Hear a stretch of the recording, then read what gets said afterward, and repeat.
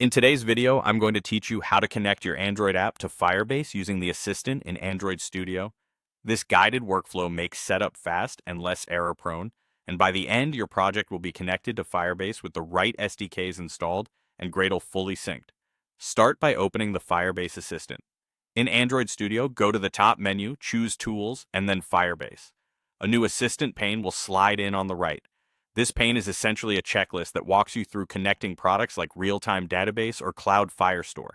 If the pane feels cramped, you can resize it so the buttons and instructions are easier to read.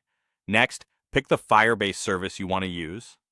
Expand the section for your chosen product, say real-time database or cloud Firestore, and click the tutorial link such as Get Started with Real-Time Database. This opens a focused guide inside the Assistant with the exact actions needed for that service. It's helpful to decide beforehand which product matches your data model, but you can always add more services later. Now click Connect to Firebase in the Assistant. Android Studio will prompt you to either select an existing Firebase project or create a new one in the Firebase console. A browser window opens for this step.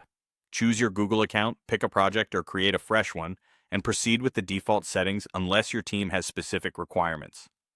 Using clear, environment-based names for projects like AppNameDev or AppNameProd can save confusion later.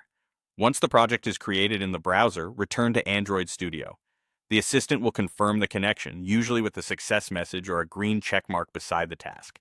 If it takes a moment, that's normal while it links your app to the project behind the scenes. With the connection in place, add the SDK.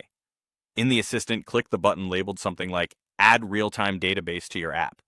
Android Studio will automatically insert the required Gradle dependencies and place the Google Services JSON file into your app module.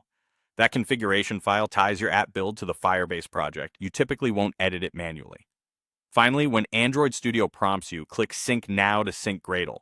This ensures all dependencies download and your project recognizes the new configuration.